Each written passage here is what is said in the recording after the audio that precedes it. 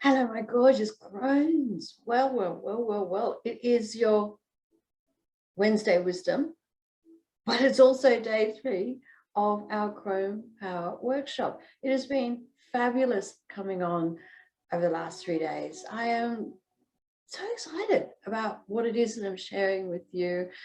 And I am hoping that it's been resonating. I am definitely wanting to hear from you all and getting a sense of what hit home, what were your aha moments, if you've got any questions about what it means to step into your crone power, your wise woman power. For those of you who are new in here, no, crone is not a dirty word. Absolutely, Disney and our patriarchal society has indeed taken the sacred terms of the wise woman, of the old wise woman, pre-Christianity. So we are going back a long time here. We're going back since the 11th century that the terms of crone and hag got taken from what they originally meant, meaning the crowning stage of womanhood, and hag being holy woman. The older woman of the tribe was the lineage holder. She was the lawgiver. She was the shaman and the healer. Men, women, children alike revered her. She was the pinnacle of her social system. Then, thanks to patriarchal society, fed by, unfortunately, yes, some of the patriarchal major religious institutions, and then we've got politics and economics, and we've got the system that we live in that has been happening for centuries, that had bit by bit been diminishing the standing and the reverence of the older woman. I mean, we start as young women being told that we have to look a certain way, that we've got to be quiet about our special sacred function, bodily functions, energetic functions. So periods and changes in our energetic and physical body is something that we've been told to be ashamed of, to hide. The only relevance of women had been either to look sexy for men or to pop out babies. So no wonder we get to this stage of our life, this particular transition out of one of the functions, if we so chose to take it, of popping out babies. But that is not the only function of our womb. It is not the only important role that our womb plays. In fact, our womb is first and foremost the energy center for our divine feminine spark, our spirit, our soul, whatever it is that you want to call it, that connects us up into the universe, the divine matrix, again, whatever it is that you want to frame it. But what our womb center is all about is connecting us to the energy of our sacral chakra, our creative juices, our passions and purpose. One of those passions and purposes may well have been at a point in our life about creating another human being and raising that human being and putting that, hopefully then offering that human being to the society and someone that could give back in some way and be of service. This is what, this is one of the functions of our womb center, not the only one. And I'm here to tell you right now, claiming your crone power, crone being crowning stage of womanhood. This is our crowning stage of womanhood. It's not our maiden stage. It's not the fertile stage. It's now. And it's now that we get to take all that focus and all that energy that we've been putting out there back in towards ourselves and allowing ourselves to redefine what it means to step into this stage of our life, to claim it as a power source that it is, and use our still vibrant, juicy, electric, dynamic womb energy to create something new, create something different that is not just about popping out humans. It's our inner journey. It is our wisdom journey. It is our creative journey. It is for us. And of course, in this current patriarchal, misogynistic society, all that we get told at this stage of our life is loss, fear, grief, ward off any signs of aging. You're only relevant if you can still maybe pop out a baby, or at least look like you've still got a hard body, like a 20-year-old male. I won't even say female, because the female body, there has been such, to me, from what I can see, there has been such such hardness being wrought from oppression in all its forms, but in particularly in the way that the female body has been told to look. No sign of softness, no sign of curves.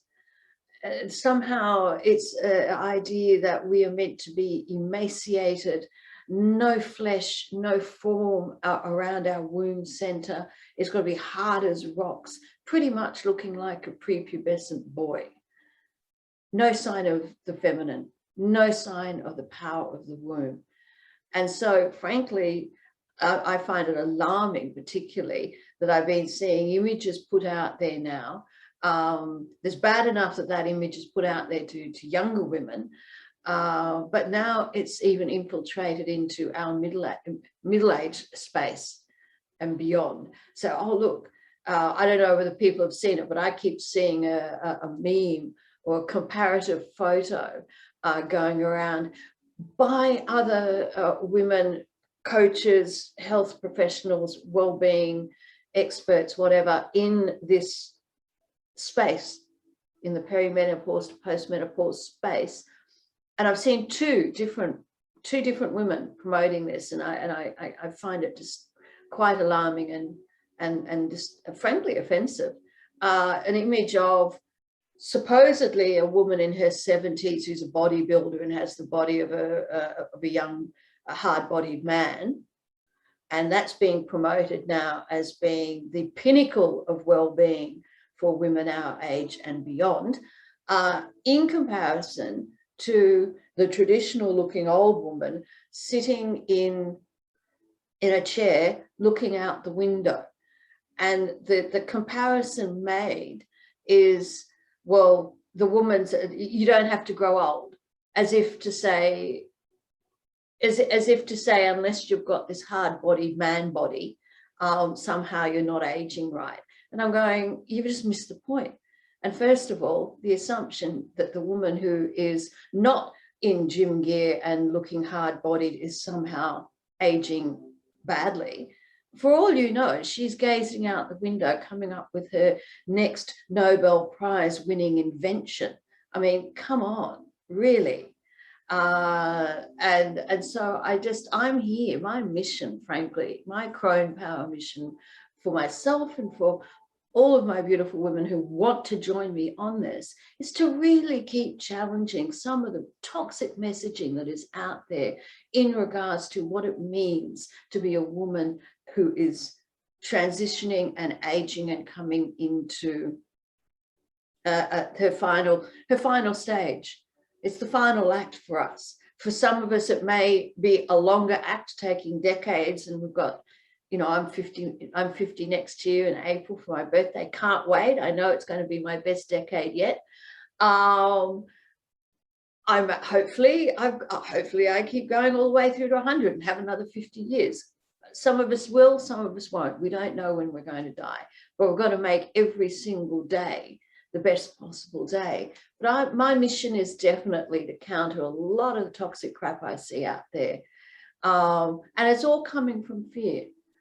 It's all rooted in this misogynistic, patriarchal idea of what it means to be a woman, what her value is. And so when we come to this stage where apparently we're losing some of the ideals that we're told we're meant to reach, then it's fear and loss. Much of the well-being things aimed at us is about losing weight and hiding wrinkles and all this nonsense. All this nonsense. And I'm telling you right now, anything that we want in our life, any change we might want to see, and I'm not saying don't have vision boards, and all that sort of stuff. I have a vision board on my phone. I just created my latest vision board for this new astrological calendar. I've got my vision board going. Have your vision board, have your goals, have your dreams. Absolutely want to have work with having a body that is as pain-free as possible, as strong as possible, that moves with joy. Whatever it is that you feel is important in your life, absolutely go for it. But go for it from the position of knowing that you are already okay. And this is our segue into what day 3 is about. You're already okay. Know that you're okay. Even if things are not going as you might expect, as you might want, even when that world out there looks like it might be going to hell in a handbasket, you're still okay. Even if you're in the middle of a storm of panic attacks or illness or pain or whatever it is that may not be working for you in that moment, at your core, you are already okay. The universe is already okay. Everything ultimately, even if you can't see it and understand how it's all playing out, but everything is for your benefit in the end. And the beautiful thing to know is that we are not the story we tell ourselves. We are not the thoughts that arise and the nervous system emotional response that arises in response to our thinking. We're not that. At the core of our being is spirit. At the core of our being is this energetic being that is plugged into the energetic universe. We are not the limits of the story in our head, and nor is anyone else. And so when we realize that, when we understand that we're a hell of a lot more than the physical body, we're a heck lot more than the story in our head, and the emotions that we're having are not telling us anything about the nature of the outside world or ourselves or our worth or anything like that. They're just momentary indicators of the quality of our thinking in that moment. And thought and emotion, they arise in and out, it's like the tide. We don't have to do anything about it. And so what that means is we don't have to be scared about our experience, whatever it is. You know, yes, we are having a human experience. We have the thinking and the emotion side of it, personal thinking and the emotions that arise. And sometimes we get a little bit stuck in that and it looks a lot more real than it really is. And in those moments, it may be sad, fearful, resentful, all the rest of it. It may well be those things. But just understand that that's not going to last. It's not the truth. It's just what is momentarily happening. But the truth underneath it all is that you are this vibrant, powerful, dynamic, unconditional love, radiant, abundant, limitless, energetic being that is directly plugged into this limitless, radiant, beneficial, fabulous universe, and that there is really no limit. And you certainly don't have to take on any of the messaging that's given to us about what it means to be a woman, what it means to be an aging woman, and really what that looks like joyfully for you. And so if anything in your life is something that you want different, absolutely keep moving towards what you want. I'm absolutely a big fan of Esther Hicks and her discussion on law of attraction and how we keep moving energetically with our spirit aligned to the universe and moving towards what we want.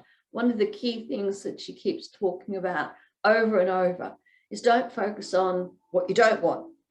Stop looking at what you don't want. Stop looking at, so say for instance, if you've got a few extra pounds and you would like to lose that, don't look at it from the I'm fat, I'm this, I'm that, I'm not all the good stuff, and I don't want that. Look at what a healthy for you, what a vibrant, healthy, ideal physical form is for you. Keep looking at what that is and keep moving towards that, and really get the feelings of it. What would feel like in your body if you could move in a certain way that is joyful. Now, here's the fabulous thing. When we start focusing on what we want to experience, 9 times out of 10, we can start experiencing that right now without having to change a damn thing. I'm actually I do yoga online and watching her YouTube channels with a fabulous yoga teacher, Raina Cohen.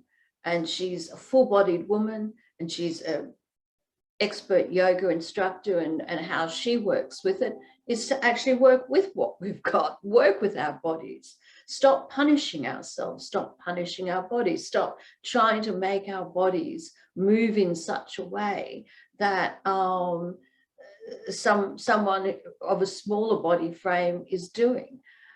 Allow ourselves the freedom to use props. Actually get into the pose and don't be ashamed to touch our body and our curves and move a curve. I mean, this idea that you just meant to hit a position, stick it like some freaking Olympic gymnast and not shift into place as if that's some kind of failure. So there's things that we can do in our lives to actually show up for ourselves with kindness and with love. And this is the whole key here. Anything you want in your life, approach it already from this position of realization, of knowing you are okay. Fundamentally, you are okay. You are joy, you are unconditional love, you are limitless abundance, you are okay.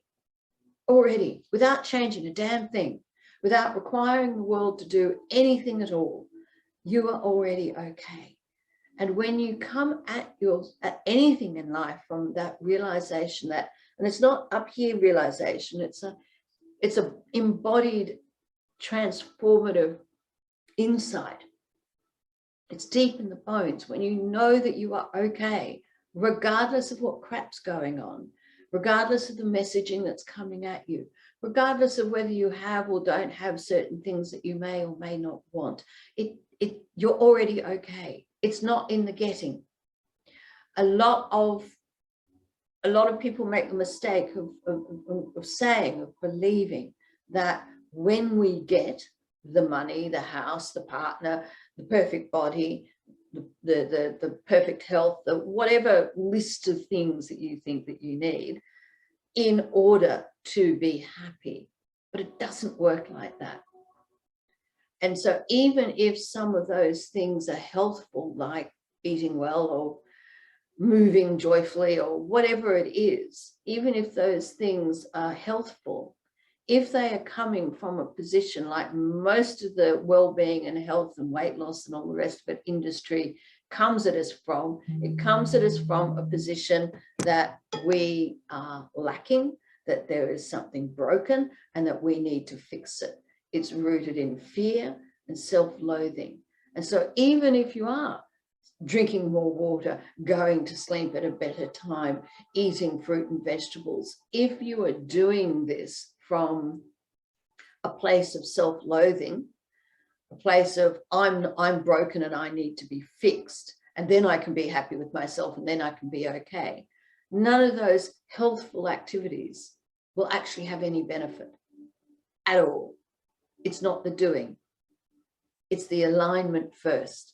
And from that alignment of truth, that you are already okay. You are already a miracle. Your existence is simply enough.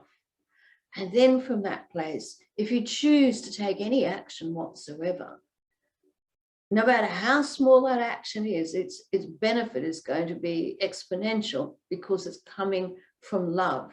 But what I've understood even more clearly is that when you start from love first, start from that self-kindness like we were talking about yesterday, coming from that, it's the kindness and the acceptance. When we come from that space and the appreciation of self and the gratitude and all that, when we come from that space, which is in fact our factory default setting, when we come from there, then any action we take from that place is going to be for our greater good and for the greater good of the rest of humanity and the world, without even having to actively go about changing the rest of the world. But when we show up from our core Crone power, awareness of the truth of our existence, living in our wisdom, appreciating who we are at the core and our life and our mission and the miraculousness of our existence, being kind to ourselves, living in this knowledge, this embodied realization that we're okay. No matter what's going on, we are okay. That equanimity, that inner peace, and living in the present moment. And I actually posted during the week, what does present moment mean? Present moment is not what is, because your what is may be pretty tricky at the moment. Maybe your what is could look like illness. It could look like joblessness. It could look like homelessness. It could look like being a very difficult relationship. It may not, your what is right now is not the present moment. Your what is the reflection of past decisions manifest now. That the what is what we call reality. That's what is. That what is not the present moment. The present moment is that space where our inner wisdom sits, where we hear our inner wisdom voice. It is that space, that liminal space between what was, the reality, the physical manifest reality now, and the future, what will be. That's the present moment. And the present moment actually is the default factory setting that comes when we're not in our head worrying about, thinking about the past, reliving the past in the present moment, worrying in this, being like really focused in this present moment about the manifest what is, and trying to find solutions to it and all that, or the labels we define ourselves and others by, or that worrying about the future. When all that falls away, that little space there, that's the present moment. And it's in that present moment that we get to hear our inner wisdom voice. We get to be plugged into the ever-present consciousness that is ours and that plugs us into the universe. And I have a beautiful meditation called that I've labeled True Self Meditation, and it's brilliant, because what it does is help you set down the past thinking, the current labels, and the future worrying, and you get to set it all down and find that space within that is where your wisdom arises from. Very, very powerful. I will put a link to that meditation. It's a cute little offer. You get that guided meditation and a 30-minute session with me to talk about whatever's come up for you in that meditation. So I will put that offer in the comments.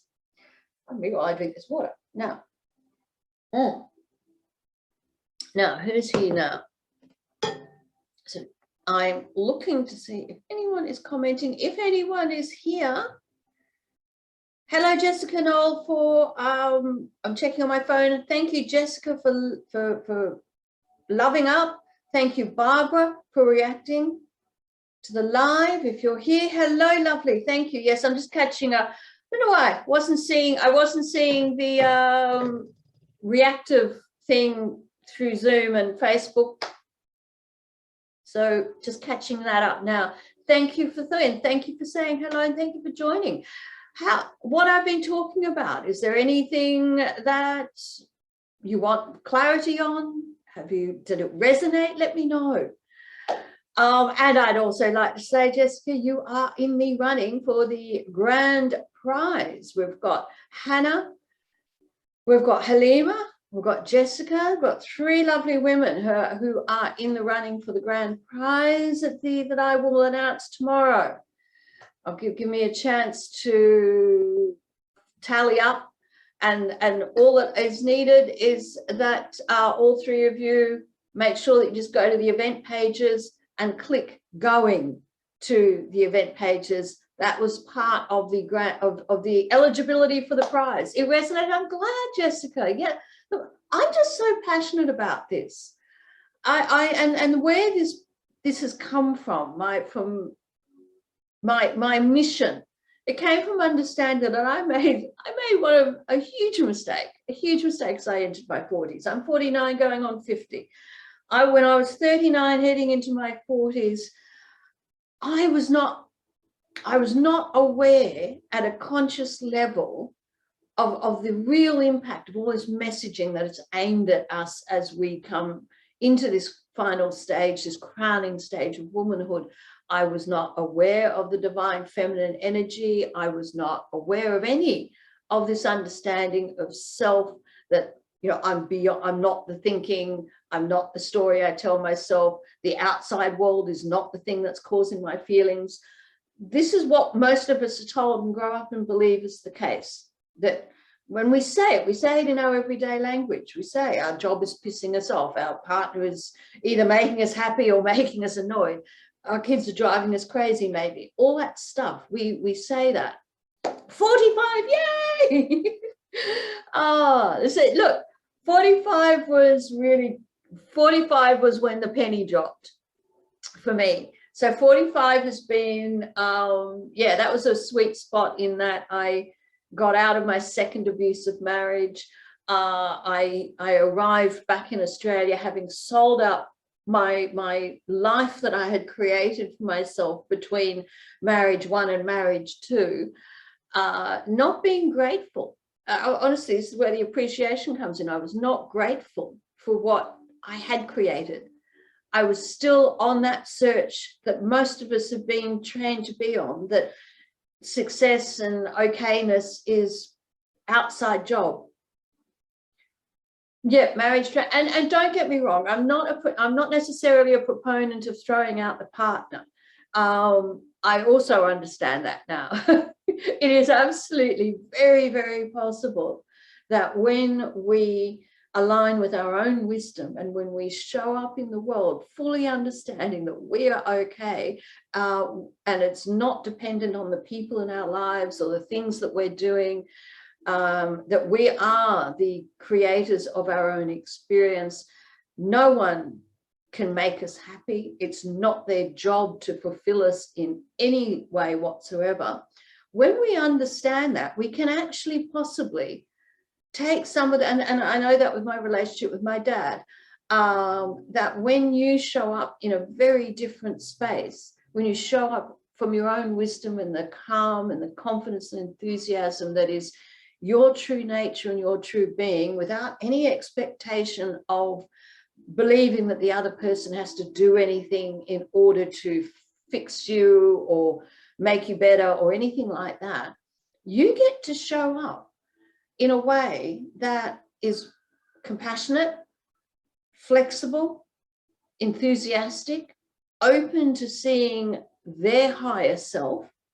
I mean, it all starts first with recognizing that we have a higher self. Unfortunately, we live in a society that has for very decades, maybe even longer, been telling us that there isn't anything more than the physical body and the physical world, and there is nothing greater than that. Unfortunately, religion has been hijacked by patriarchy and its institutions. So no wonder people, me included, threw the baby out with the bathwater. Part of the part of the patriarchy of the institutions back from the 11th century onwards was indeed to remove the understanding of the sacred, the divine feminine, the sacred in our being. And when we don't realize that, then of course we run scared. If we believe that the outside world is the thing that's causing us to feel stuff, and that we have to somehow try and control the people and the events, and that we can't be happy until we achieve certain things or have certain things, of course we're going to get depressed. Of course we're going to be anxious. Of course we're going to feel like something's missing. And of course we're going to put a lot of pressure in our relationships on the other person to fill some void. There is no void. There's nothing broken. We are whole already. And so when we show up knowing that, not knowing it, but knowing it, it's a heartful wisdom. When we do that, we can do one of two things with our relationships. At least we can happily leave ones that are no longer beneficial without carrying all that extra baggage of years of reliving it, and angst and anger and resentment and judgment and holding on to it and all the stuff. When we realize that we don't have to ask permission to move ourselves from one situation to another, and we don't need other people to do anything in order for us to be okay. So if we find, indeed, like myself and like Jessica, that some of the current relationships that we might have had don't transition with us, that's okay. We can do it in a way where we don't have to demonize them in order to transition and change our lives and maybe change the structure or leave that relationship. We don't have to demonize them, and we don't have to demonize ourselves. And when we see that even someone who, and I can say this about my abusive husbands, and they were abusive in every way. And when I use the term narcissistic, no, someone does not have to be clinically diagnosed to be showing those tendencies. And the reality is, those who do show those tendencies are the last people to go into any kind of therapy. And even if you do manage to drag one of them into couples counselling, they generally bamboozle the therapist with their very crafty lying and charm.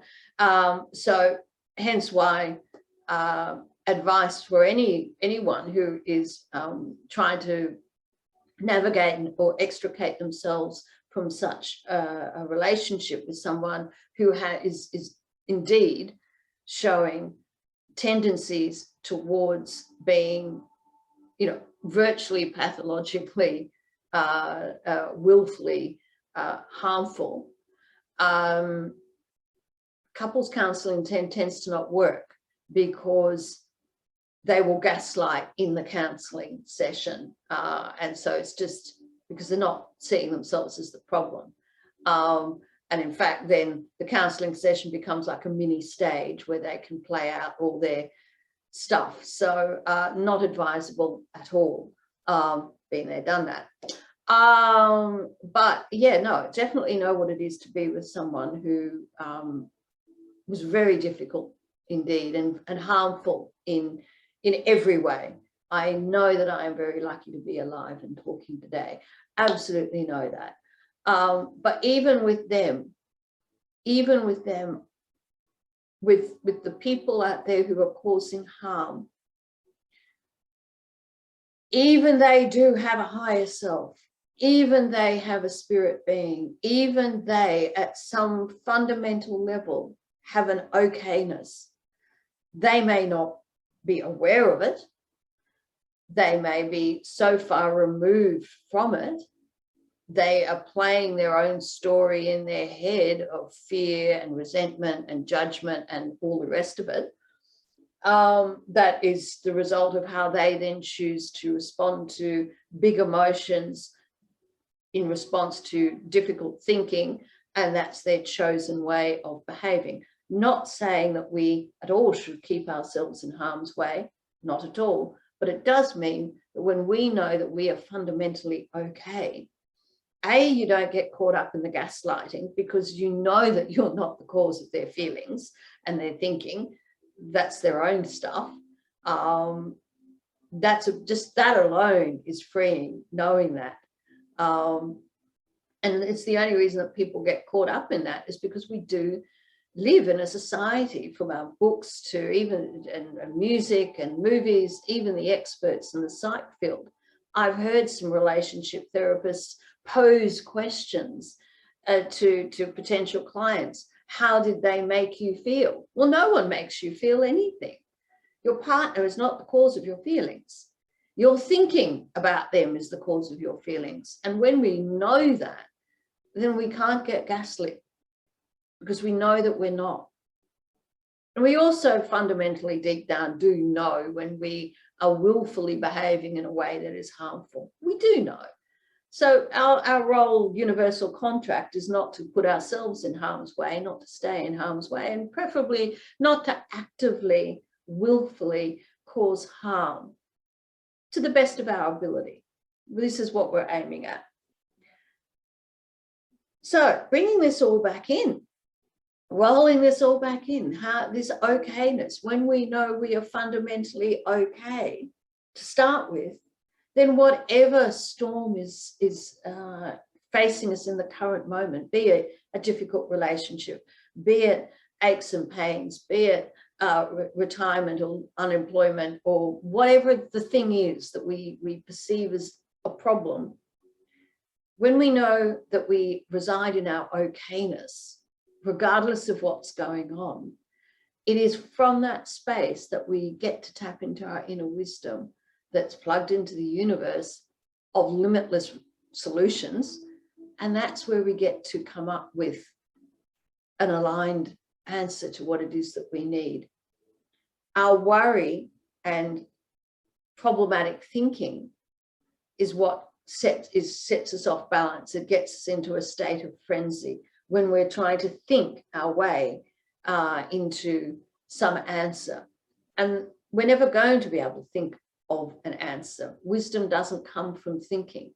Our thinking, even Einstein's intellect, is still limited.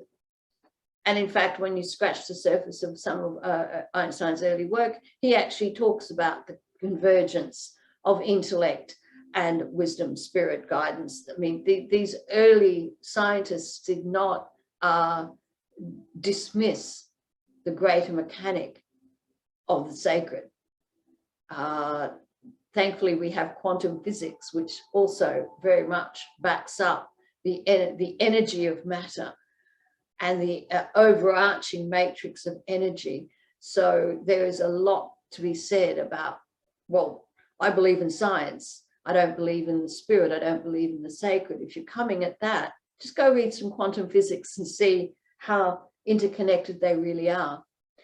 Absolutely don't believe in and don't endorse, unfortunately, the patriarchal and misogynistic expression of spirit in many of the institutions of religion. Totally get it. I left those as well. But that doesn't mean that we are not sacred and that the whole universal matrix is not sacred. It is. So that's your little lot. That's your little lot on the okayness. When you understand your fundamental okayness first, that's the key to making any aligned action, to making any chosen decisions to go one way or another. Doing it from a space of knowing your fundamental wonderfulness and miraculous being that you are. When we do things from that place of love, then there is absolutely no wrong that can be done. Nothing to fear. We may not know the how.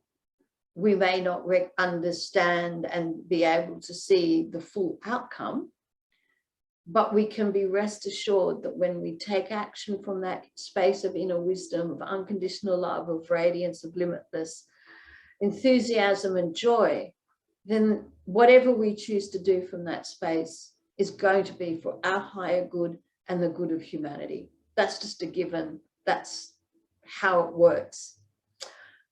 So where are we at now? I am going to, are you still with us, my dear Jess? Are you still here? Did you want a I will do a card pull for, I want to do a quick moonology in reference to, we're still sort of in that full moon in Pisces stage.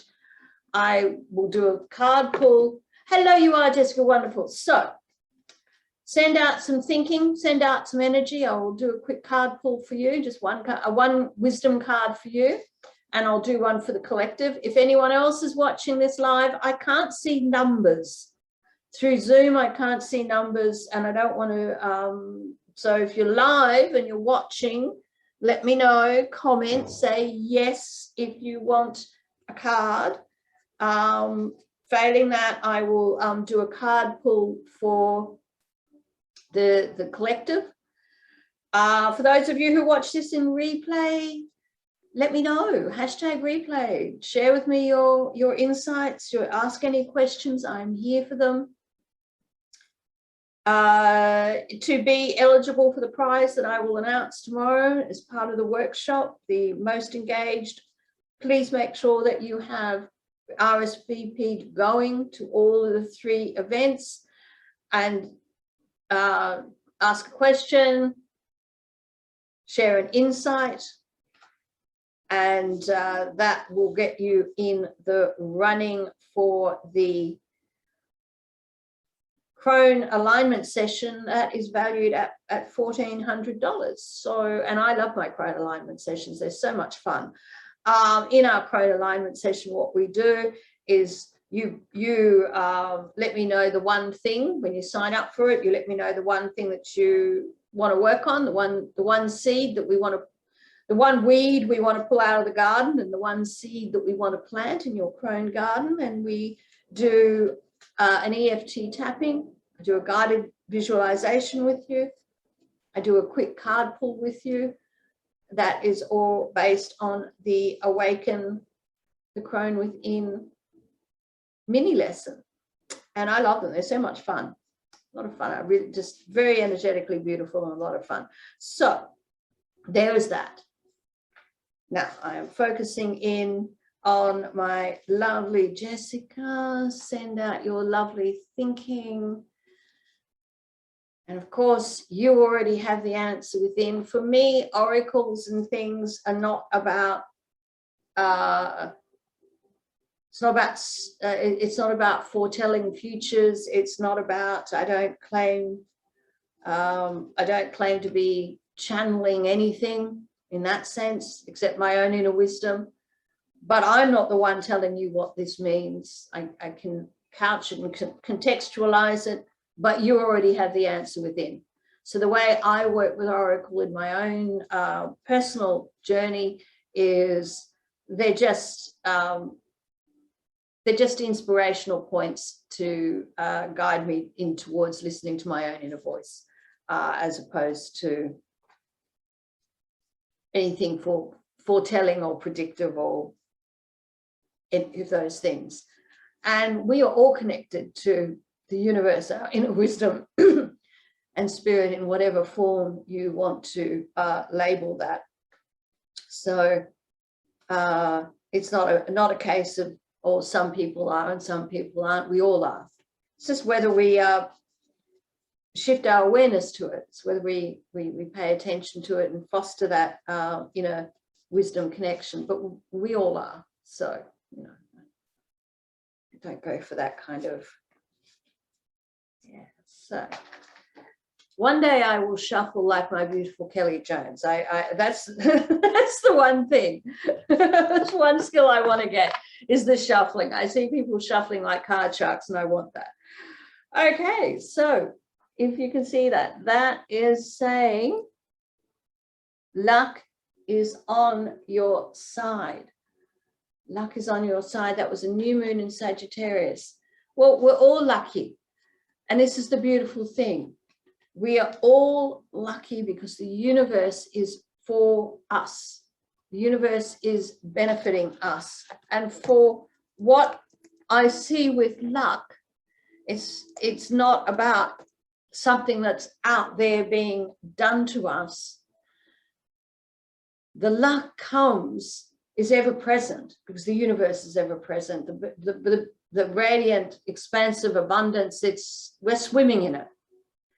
So luck isn't about something happening to us. Luck is that conscious awareness in the present moment that we are already okay and everything will be okay, and working from that space and stepping forward from that space. Luck comes from appreciating what is going on, the good, the bad, and the ugly in life. It's not just about the grateful for what you have, or what what you want, what you have. It's grateful for the difficulties in life, because they act as a contrast to bring you back towards, like, the one thing that we tend to kind of make, when mistake we make with contrasts with the crappy things in life that happen. Imagine that the world, the universe is like one big buffet, big smorgasbord. The idea with going to a wonderful big buffet banquet is to not walk around the table constantly looking at and pointing out and having complaints and asking to be removed the things you don't like. Like me, I don't like cauliflower. I don't like Brussels sprouts or corned beef. There are things I don't like. If that was on the buffet table of the universe, I'm not going to be pointing them out, standing there staring at them going, I don't like that, I don't want that, take that away. Instead, what I'm going to do is I'm going to walk around and look for what I do want. And I'm going to, and that buffet table is groaning full of just an abundance of yumminess. Don't focus, like ignore, just it'll catch your attention. Oh God, there's the Brussels sprouts. Keep moving. Keep moving. And when we live in this way of keep moving and don't fixate on the Brussels sprouts and the cauliflower and the corned beef, if we don't focus on the things that we think are revolting, but focus on looking at and moving towards and reaching and putting on our plate the things that we do want, this is the key to the luck. The more we focus on where we want to go instead of the potholes and the obstacles and all the rest of it, we are calling in what is already abundant. The universe is lucky. We're lucky. We only think we're not lucky because we get caught in the story of our head and get fixated on the Brussels sprouts and the cauliflower. So go forth, Jessica. Be the luck that you already are. I will do a, if anyone else is here, let me know. But in the meantime, I will do a collective card and then we're done. And look, I've actually managed to do this in under an hour. One day I will. I keep telling myself I'm going to jump on and do masterclasses and lives, and they're only going to be half an hour, 40 minutes maximum. Never happens. Never happens. All my workshops and masterclasses that are on YouTube, I'm uploading them bit by bit. They're all over an hour. I think there's one that's 39 minutes. I don't know how I managed to do that day. That was a miracle. But it is what it is. And so I thank you for those who stay and continue staying all the way through. Thank you. And those of you who watch me in replay, do comment. Let me know what you thought, what resonated, ask questions. This group is your group. So post directly in this group as well. You can share your stories. We all want to know and share each other's stories and support each other and celebrate each other. Anything that inspired you, maybe it was an image or meme or quote or something. All I ask is that you post it directly to the wall. What happens when people share posts from their profile, other groups, other pages into the group is it messes with the algorithms and suddenly makes the group be ranked as not a creator group, but a spammy group, like, and then what happens with that, it means that the posts, people don't get notified, and you don't get notified of my creative things, my videos, my lives, things that I'm doing for you, and I don't want you to miss out. So, but nonetheless, this is your group. I want to hear from you. Ask questions, share your insights. We are all on the crowning stage journey. We are all in the period of postmenopausal journey. Share your insights and what's worked for you, what you're struggling with. I'm here to support, here to encourage, and here to celebrate. This is our power stage, and no one's going to tell us otherwise. Absolutely not. Not going to have any of that. Also, I absolutely do not talk anything in terms of looking and feeling younger. I just, that pisses me off no end when I see in this, in our well-being space, the talk about looking younger and feeling younger. Vitality, passion, juiciness has got absolutely nothing to do with being young. There are plenty of dead energy young people, unwell young people, unfit young people. I mean, youth is not the barometer of anything, except that you just haven't lived enough years yet. But I'm absolutely all about well-being and tapping into your already okayness, and how you express that, your already okayness and passion and juiciness. You will express it in your own unique way. But that energy and verve and dynamism that comes from tapping into your inner crone wisdom, it's got nothing to do with being young. Vitality is not youth. And so, yeah, you will not ever hear me talking about looking younger, feeling younger, or anything like that.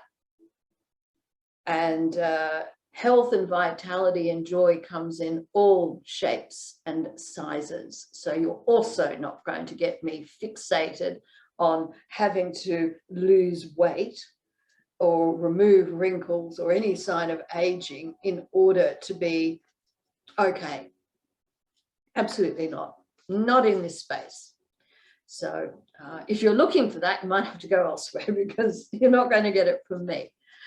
And I think that, to me, is not just about a sacred pact. It is political, and part of being a wise woman is, in fact, our sacred, and the political and the sacred go hand in hand.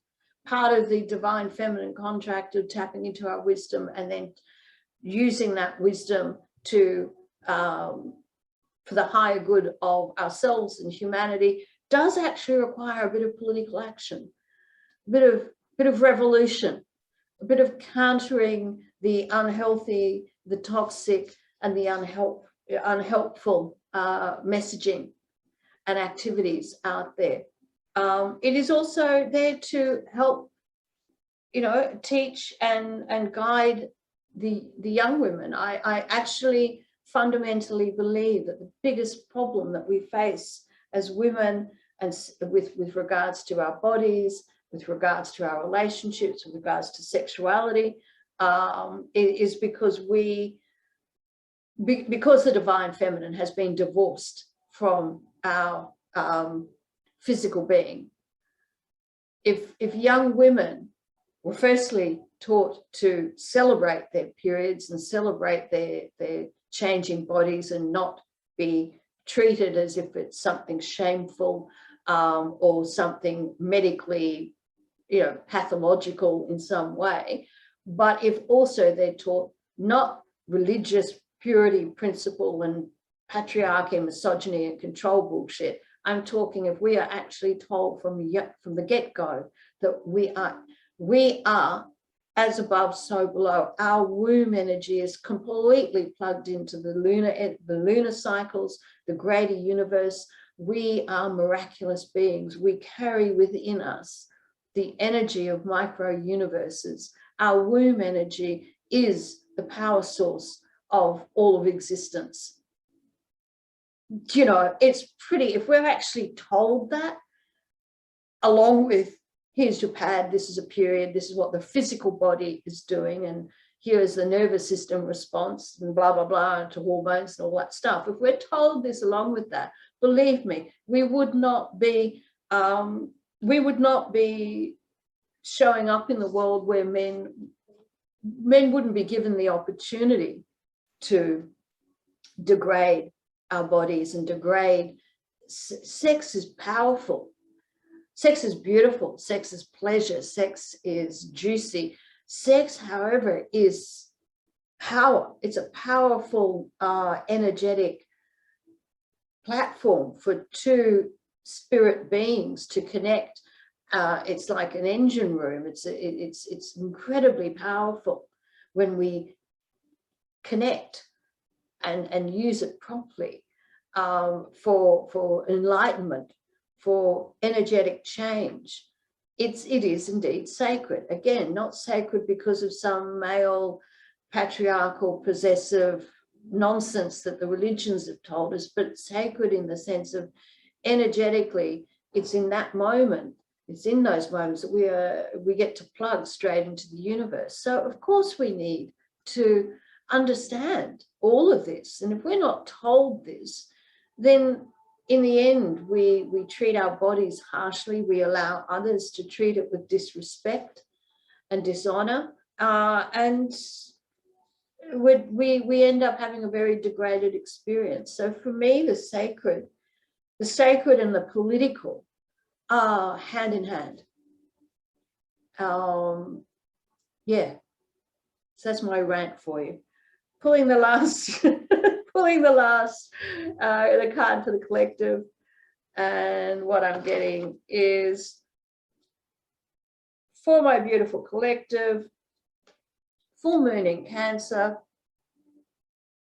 What it's saying is a personal issue reaches resolution.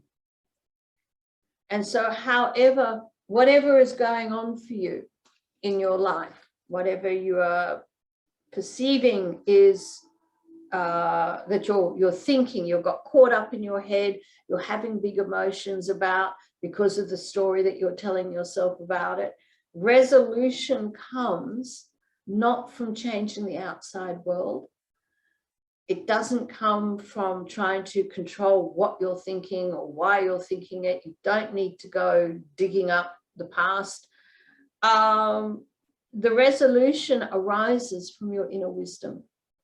And you get to your inner wisdom when you find that little quiet space, when you set aside the thinking that you're having in the moment, the story that you're telling yourself in the moment. Maybe you're reliving the past. Maybe you've got you're concerned with self-identity or labeling of what's going on in the physical manifest reality in that moment, or you're worrying about the future. When you can sit in quietness, and actually, yeah, what I'll do is I'll give you a little taste of it right now before I close. To get to that resolution, to get to that wisdom spot. Okay, I'll just guide you very quickly into what is my absolute favorite meditation for it.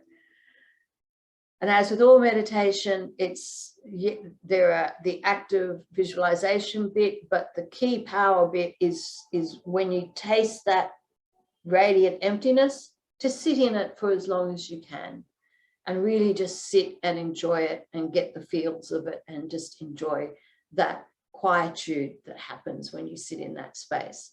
But I will run you through the mechanics of it very quickly. So before we go, let us shake ourselves off, because we've been talking for ages. Shake ourselves off. Yes, sitting up straight again. Lord knows, haven't been watching myself on the camera, probably been hunching like Quasimodo the whole time, who knows. Okay, so deep breath in and out.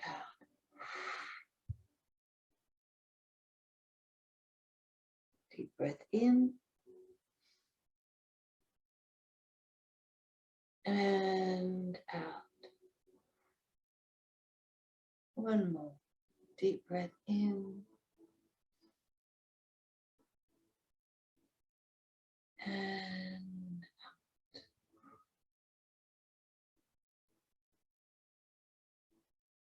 out. Okay. So, we're sitting together now. Sit within yourself now, breathing, paying attention to what you're doing with your breathing. How does it feel?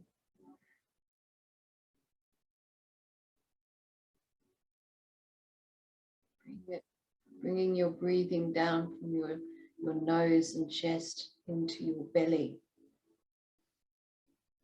Nice and deep.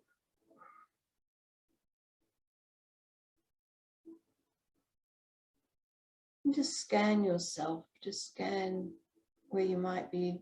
Maybe you're feeling a bit tense somewhere. Maybe there's an ache or a pain. Breathe into that. Don't try and avoid it. Just breathe into it. Breathe love into it. And see if you can release it. Beautiful. Now, bring your attention back up into your head. To that space behind your eyes. Bring your attention back up there. Now what I want you to do is I want you to imagine, I want you to visualize yourself standing there in your mind's eye, standing there, whatever shape that you're in, could be a young you, could be you now, whatever you is fine. But have you standing there, that sense of it's you. Now what I want you to do is I want you to take all the past, as much of the past that you can, whatever those past memories are. It could be recent, it could be long time. Just go through your mind landscape and try and pick up as many of those past memories as possible. Now maybe visualize that you've got a big sack, or maybe a tote bag, or maybe a suitcase, whatever works for you. But be picking up those past memories and just keep picking them up. Don't get caught in them, don't start reliving them, but just pick them up and put them in the bag, the sack that you're carrying. Many as you can. Now close off the bag and sack, tie it up. That sack has got as many of those past memories that came to mind as possible. Now put that sack down, put it away from you. Maybe you might walk a little bit further away from where you are in your mind's eye and you put it down. Maybe you throw it away. Whatever works for you, whatever comes to your mind from your inner wisdom is the way it needs to be. But in some way, remove those past thoughts, that bag of thoughts, get rid of it. Okay. Now stand there feeling and notice the freeness of not being in the past. Now, to your right, see all those future worries. It could be something as simple as what you're going to eat next. Always on my mind. What am I going to eat? What you're going to eat next? Maybe what you're going to do. Maybe you've got a shopping list. Maybe you've got to pick something up or go somewhere, or whatever that is. Whatever that is. Whatever those future worries are, big, small, whatever. You've got a bag for that, or a sack, or a suitcase, a handbag, whatever works for you. Take all that future worrying, big, small, whatever it is, and start putting those in the sack as well. Try not to get caught up in reading what those worries are. Try not to get caught up. If you do find yourself examining one of those worries and finding yourself going off down that path. That's okay. Don't whip yourself. Come back to yourself with the bag in hand and just keep picking up as many of those future worries as possible. Okay.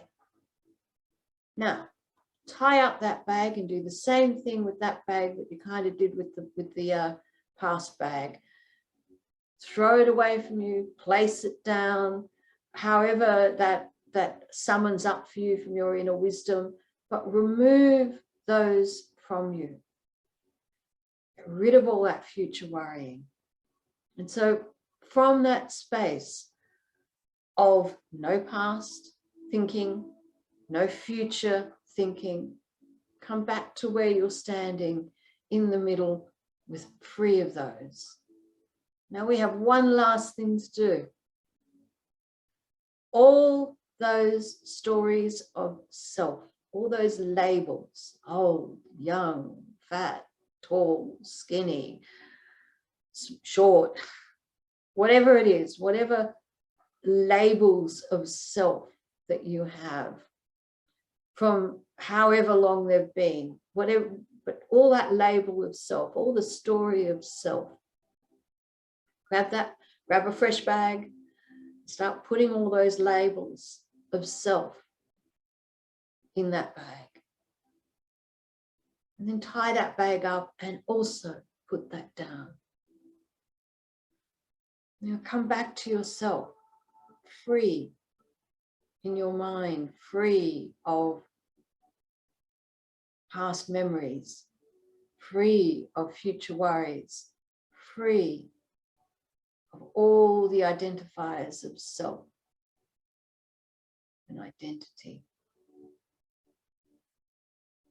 What do you have left? You don't have all those. There's something there. It's formless. Sometimes a little thought might pop up and come floating through that space, and that's okay. Let it go. Don't try and chase after it, or stop it, or tell a story about it. Just let it pass. But that space there, it's not a dead space. For me, that space has a little bit of sparkling light, a bit of luminosity within it. And that space that is free of all the past and all the future worries and all that story of self, that space there, that's the present moment. And it's also in that space that resides your Crone wisdom, your inner wisdom.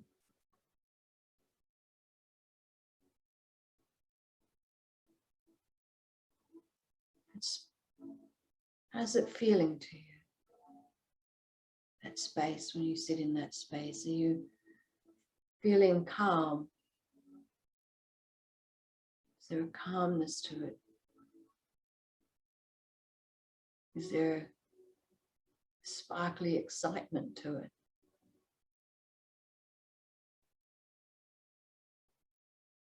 Is there love and joy in there? When we sit in that space,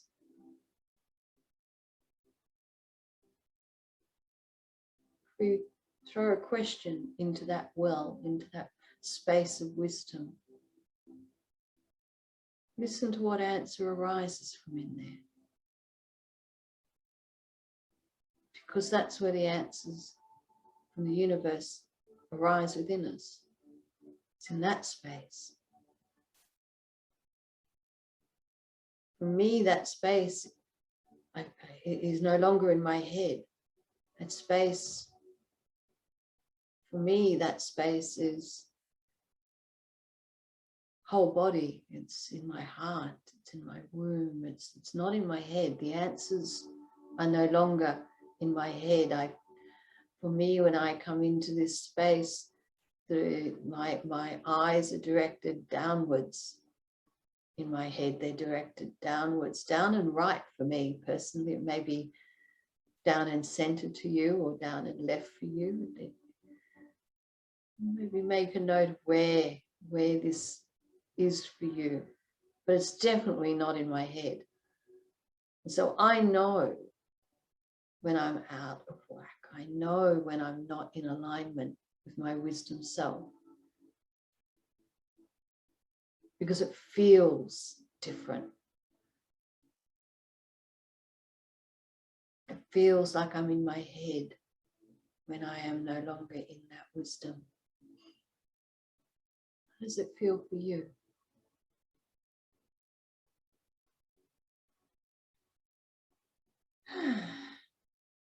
So you can sit in this space for as long as you want normally, but what, for the purpose of today, I will bring us back out, bring us back into the present moment, manifest present moment, the physical manifest present moment, out of our luminous, radiant, energetic present into our physical body existence, current state of being. So bring that beautiful awareness to your fingertips. Start moving your fingers about a little bit, just get a sense of your physical presence again. Bring yourself back into this physical reality. And see if it is possible for you, when you come back into your physical consciousness, see if you can leave all those bags behind and not pick them up again. And see if you can step forward into the physical, material moment with that expansive, radiant, joyful, peaceful consciousness. And let us open our eyes. So that is a little flavor, a little taste. This is what I've labeled the true self meditation. And I just love this meditation, because what it does for you is it helps you to find that space. For many of us who may not have come from a tradition of contemplative meditation or even awareness that there is a spirit self, who just believe that their thoughts are it, and the physical world is it, and there isn't anything other than that. This really helps to create that space between thought, thinking, consciousness, spirit. It's a beautiful space to be in. And here's the thing, we don't need meditation or tools of manifesting or any of these things. The tools don't give you the wisdom. The tools don't give you the answers. The wisdom that is already within you gives you the answers. But what some of these tools do is they help you to strengthen your awareness and connection to that inner space where your wisdom arises. Once you've sort of cottoned onto it, once you connected and then the light switched on, you don't need to go through the ritual in order to get there. For me, I still meditate and yoga and do my various moon rituals and things because I love doing them. This is where I was coming at before. Always to choose aligned actions from what you love, not because you think it's doing something or fixing something or giving you something you don't already have. And when we approach our life that way, then whatever we choose to do is going to be for our higher good and the good of humanity in ways that we may never really know. And that's fine, because, you know, our physical presence and our physical brain is limited, and that's okay. It's part of the human experience. Well, my lovelies, as per usual, what I thought might have been an hour long went a little bit longer than an hour, but that's just the way it is. That's okay. I hope that you enjoyed it. For those of you who are still with me live, I hope that this meditation was something beautiful for you. Tomorrow, I will announce who won the Crone Power prize valued at $1,400. So to be eligible, you need to register with the 3 event pages in the group and register going.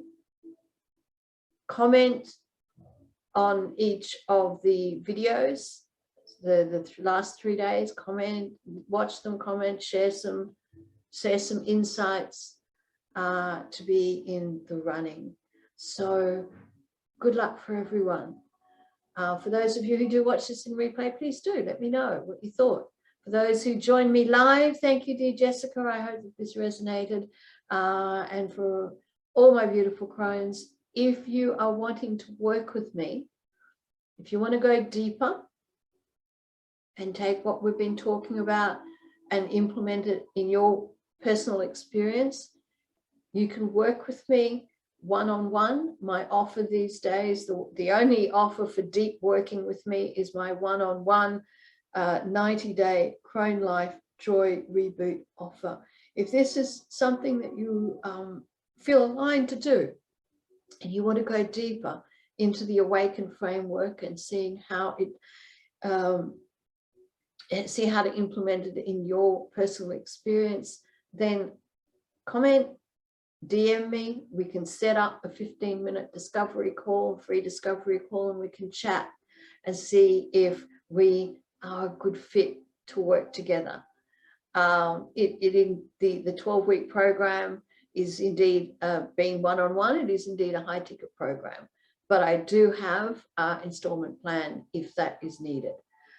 The other way that you can bring this into your regular life in a sacred, intentional way is I have my Dark Moon Crone Circle membership. So it's a monthly membership.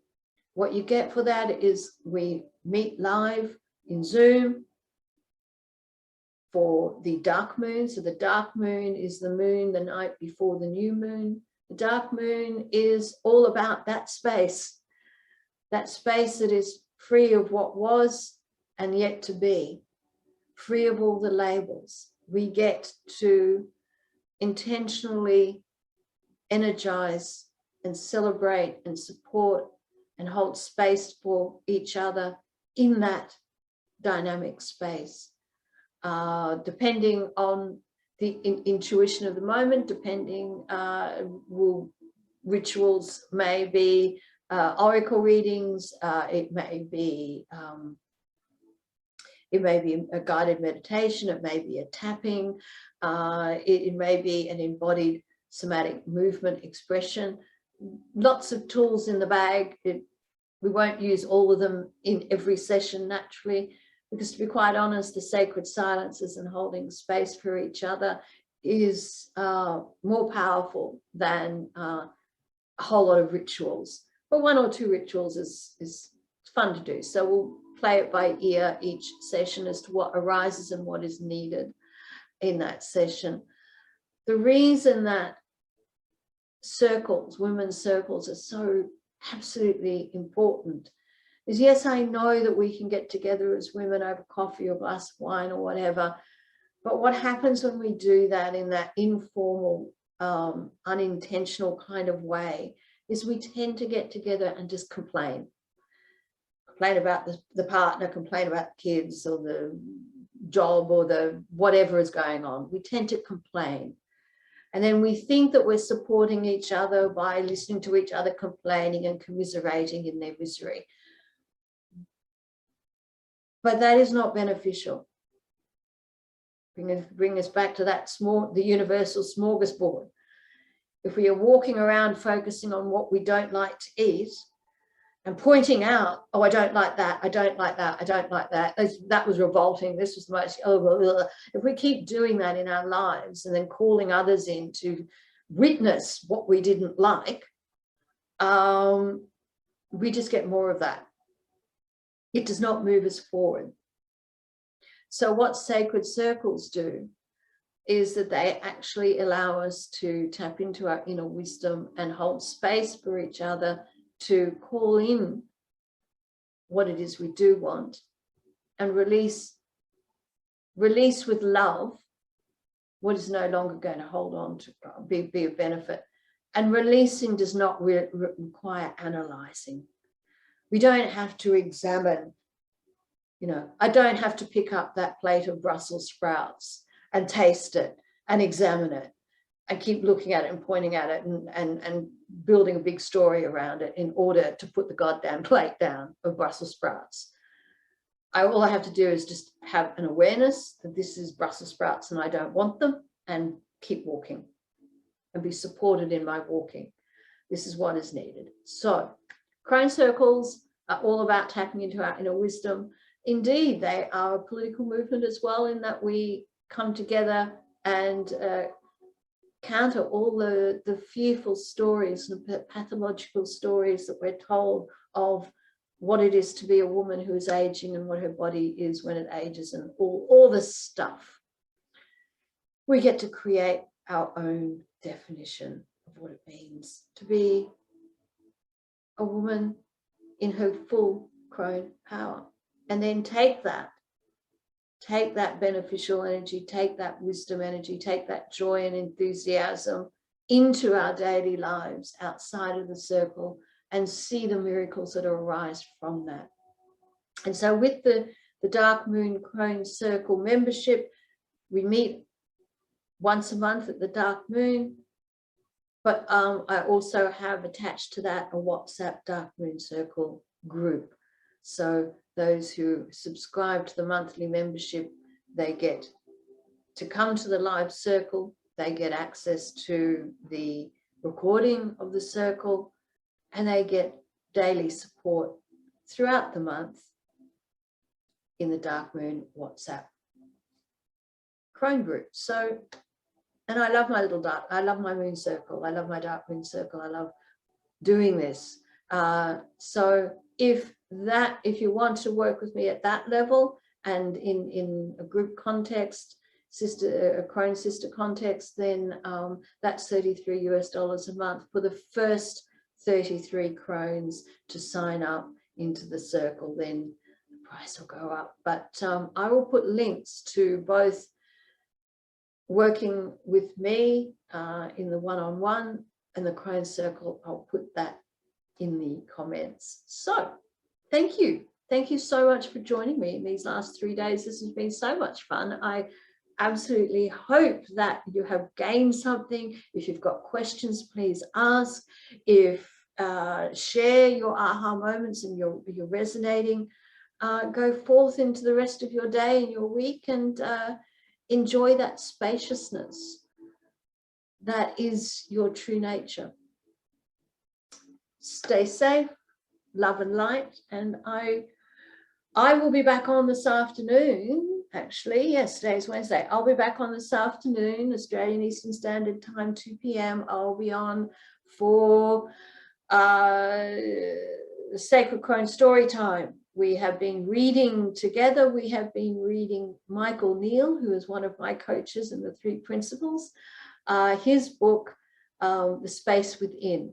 So that little space that I took you into, that little space, it's that space in there. And so he's talking about coming into that space, understanding that space, living in that space and walking forward in life from that space, that wisdom space.